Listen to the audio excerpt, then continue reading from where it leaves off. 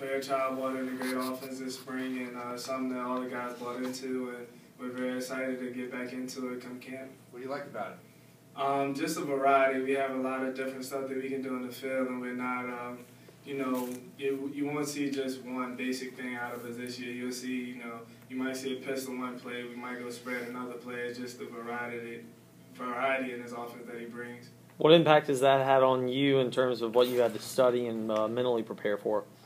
It's had a very big impact. It's not that much different than the offense that we ran last year. Well, as far as like the route tree and everything goes, but as far as terminology and everything else, it has been a difference. Coach Fairchild talked about how you guys kind of have a diversity of skills, each one of you. How important is that to kind of have that diversity in a receiving corps? That's very important because you won't expect just one thing out of the whole receiving corps. We all do stuff different, whether it's DJ catching the screens or me catching the deep ball. You never really know what's gonna happen, so that's something that'll help us and keep defenses on the heels. Tim, what's that urgency like around the locker room after last year's season?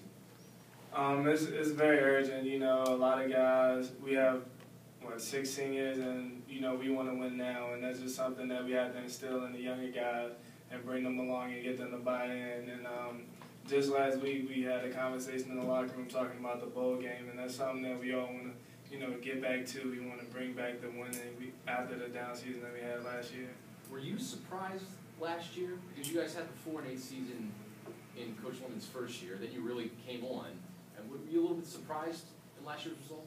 Yeah, definitely surprised, but I feel like it was always little things here and there that kept us from winning, and that's something that we have to get over the hump to start winning this year. When little things like that crop up, how much of that's just focusing on doing your job? It's a pretty decent amount of just focusing, being in the right position at the right time. So that's just something that we all have to, focus in on this upcoming camp and this season. What adjustments have you personally made to improve that? I've definitely been taking care of my body more than ever this summer, and because the past couple of years I haven't been, healthy and playing every game this season. So it's just something that I really focus on, just staying healthy and just being able to be out there on the field each and every game. Henry talked about the energy level and the swag looks like it's back. Do you see that as well? Yeah, I definitely do. It's very exciting getting out there on the field each and every day and just competing with one another. We might go out one play, and then after, we coaching each other up. It's just something that, you have to have as a team, just that competition and be able to help each other out as well. You had a stretch throughout the year during games where you had 2 quarterbacks at times. How important is it to maybe have just one and try to stick with that? As a receiver, trying to get used to one guy. It's very important just having one guy because that's when chemistry is involved. When you have that one guy, you know where you need to be and how the ball's going to come out. But having 2 guys, it kind of complicates things, especially if they're going in, every other series. It kind of throws things off because no quarterback is the same. So just having that one guy definitely help us, and we get used to him, and chemistry and everything else will just flow. What advantage? David Watford. David's a great guy. He's very mature. The last year he redshirted, he went about it in a very mature way that I can't say a lot of guys would have went about it. And he's definitely gotten better and just matured a lot. Is he ready to be the starter? Oh yeah, he definitely is. Tim, was chemistry negatively affected last year because of the rotation? I wouldn't say negatively affected, but it definitely, affected things here and there.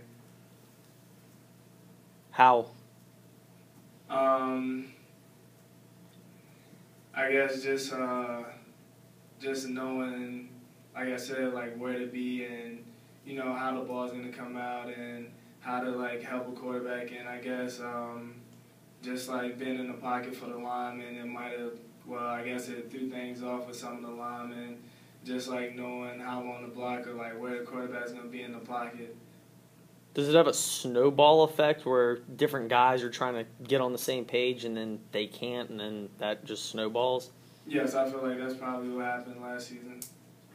So when you saw the schedule and you saw BYU and Oregon, what went through your mind? I was excited. I call them money games. You know, those are games that you want to have on your schedule, the games that you look forward to. And even you can throw Clemson in there, just having them at home. Just very excited, you know, what a smile on my face. And that's something that you want as a college football player, to play some of the top colleges in the country. Coach Fairchild talked about developing an attitude and an aggressiveness, particularly in the run game. Does that attitude also trickle over to you guys as receivers? And what's the passing game? What kind of look is that going to take on for you guys this year? It works hand in hand, you know, because if we have a aggressive and tough run game, then we'll be able to, you know, open it up downfield in the passing game and vice versa. So that's just something that, you know, us receivers have to take in as far as blocking and running routes. And, you know, I'm a pretty aggressive guy, so, you know, I love being in there in the run game, and it's just something that we can help the team do towards winning.